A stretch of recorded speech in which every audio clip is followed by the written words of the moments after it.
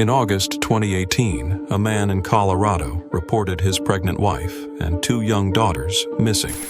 Within hours, the case was on every major news network in the country. 3 days later, investigators found all 3 of them at his worksite. I am a Ring Doorbell, fixed to the front entrance of a home in Frederick, Colorado. I store what passes in front of me.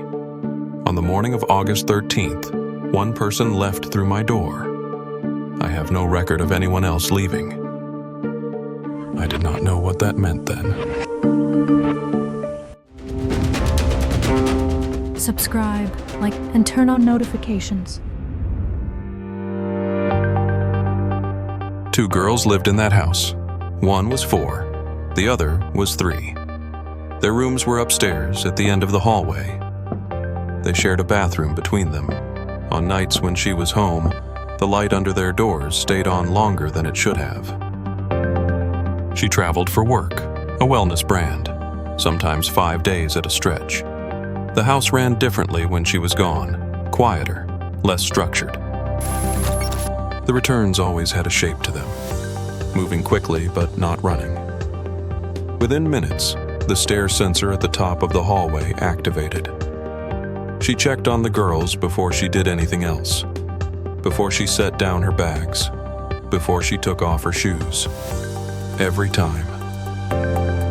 August 13th followed the same entry. At least at first. She had been gone 5 days.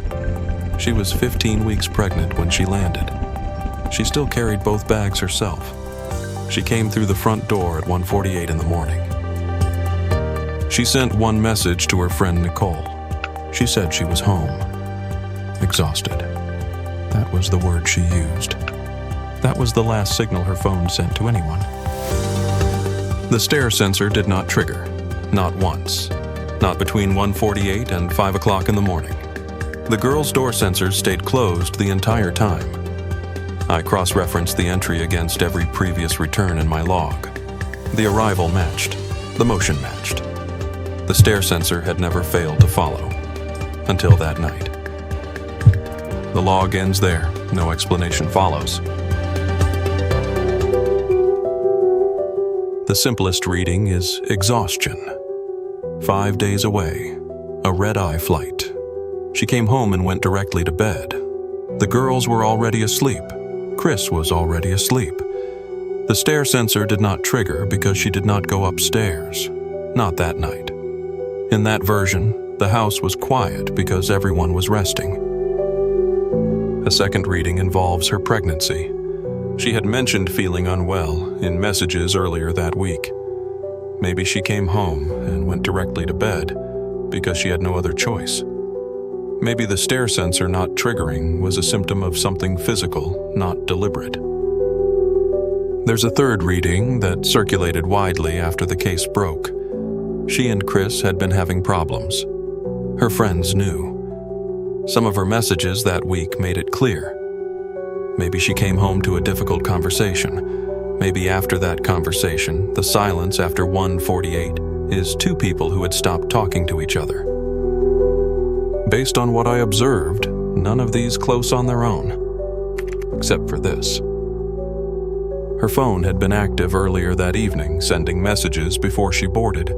The battery was not critically low when she crossed my sensor line. And Nicole was not someone she would leave unanswered, without a reason. So one explanation closes. The stair sensor still shows nothing.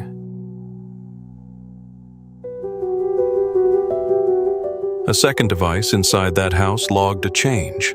The Nest thermostat in the master bedroom recorded a temperature drop, a ceiling fan cycling on, a vent adjusting.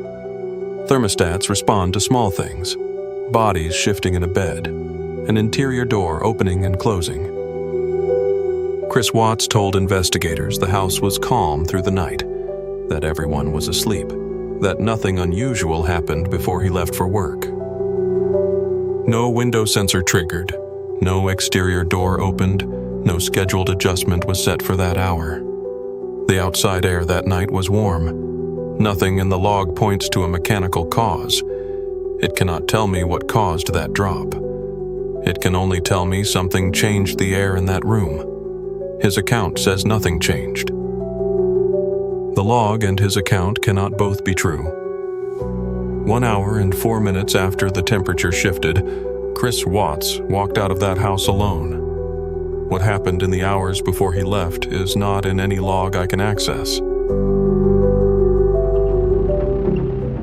At 5:15 in the morning, the garage door opened.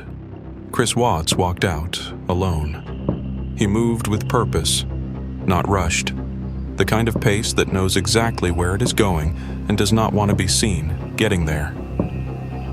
He crossed the driveway to his truck. He went back inside. He crossed again. The truck bed received something on the first trip. On the second, he adjusted what was already there. His steps on the concrete were uneven. The weight was not balanced. He returned to the house without setting anything down. A neighbor's camera across the street captured part of this. That footage would surface later in the investigation. He made a third trip inside. He was inside longer this time. He came back out. He walked the perimeter of the truck. He checked the bed once more. Then he checked it again. The engine turned over. He backed out of the driveway with his headlights off for the first several seconds. I logged the departure at 5:27 in the morning. Nothing in my log shows her leaving. My sensor did not trigger for the children. 3 hours and 39 minutes passed between her arrival and his departure. One person came through my door that morning. The truck bed received 3 trips worth of weight. I have no record of what any of it was. The garage exit is not in my field of view. If she loaded the girls into a vehicle through the garage before 5:15, I would have no record of that. None.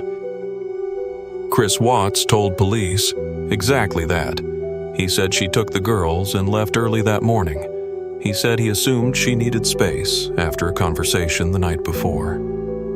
He did not ask where she was going. He did not call her after he left. In the early hours of the investigation, that explanation held a shape. There had been tension in that marriage. She had family across the country, friends in multiple states. Investigators made calls. They checked every contact they could find. No one had heard from her.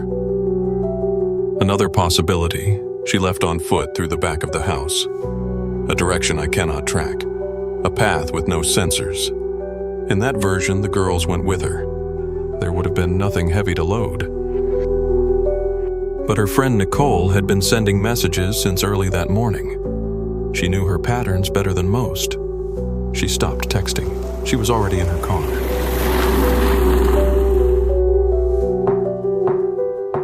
She arrived at the front door at 12:10 p.m. She knocked. No answer. She called her number. Through the closed door, she could hear a phone ringing somewhere inside the house. Ringing, stopping, ringing again. No one picked up. She knocked harder. She called again. The phone inside kept ringing. Officers arrived and entered the house. Her purse was on the counter, her keys beside it. Her car had not moved from the driveway. The car seats for both girls were still strapped into the back of that car. A 3-year-old and a 4-year-old cannot be transported in Colorado without car seats. The car seats were in a car that never moved. Chris Watts had said she left with the girls. Every object she would have needed to do that was still inside the house. Doesn't matter, He drove himself. At 2:23, the first officer came through my door. Then a second, then a third. About 20 minutes later, the driveway filled again. That was the first thing I logged that did not fit. Moving quickly, not panicked, quickly. The kind of pace that already knows what it is walking into. She had found out about the affair. That part was not speculation. Her messages that week made it plain. What happened after was what no one could agree on. A pregnant woman who discovers her husband has been lying does not sit and wait. She makes calls. She makes plans. 5 days away had given her time to think. And when that conversation ended, maybe she took the girls and left before sunrise. Through the garage, through the back. A woman that angry, some said, would not announce her exit. Her family was across the country. Her friends were a phone call away. In those first hours, that version held. It held long enough to matter.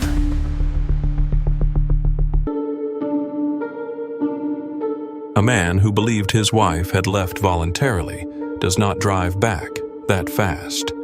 A man who is scared she is gone sits by his phone. He does not come back to the house and stay close to every officer moving through it.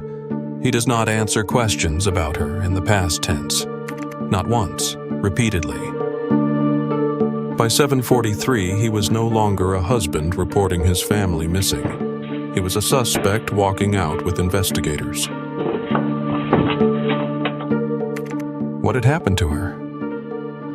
I was facing the front entrance. Between 1:48 and 5:27, I logged a closed door and no one passing through it. He eventually told investigators what happened inside that house during those 3 hours and 39 minutes. He marked 3 sets of initials on a photograph. He showed them where to look. Do you think he came back that fast? Because he already knew what had happened inside that house.